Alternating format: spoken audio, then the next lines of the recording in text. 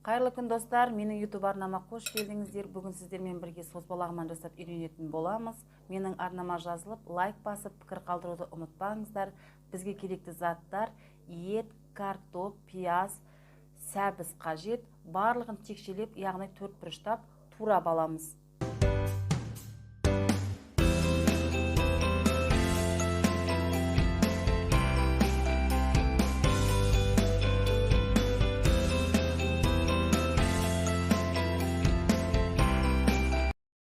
Бәрі дайын болған соң, қыздырылған майда етті, пиязды, сәбізді, картопты жақсылап қуырып аламыз да, шетінен одан кейін татымына қарай тұз, қара бұрыш, сарымсақ қосып, мен томаттың орнына томатный сокты қолдандым.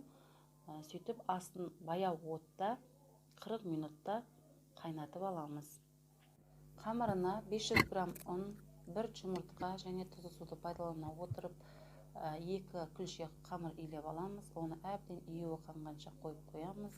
Тындырып, июі қанғаннан кейін майлап, қолымызбен, яғни саусағымызбен баса отырып, кішкене күлше жасап аламыз да, оны 3-4 сантиметрдей болатындай көлемде кесіп алып, алақанымыз арқылы жая бастаймыз. Әр жайылған қамырды орап, оны да тындырып, 15 минуттан кейін қайта соза бастаймыз.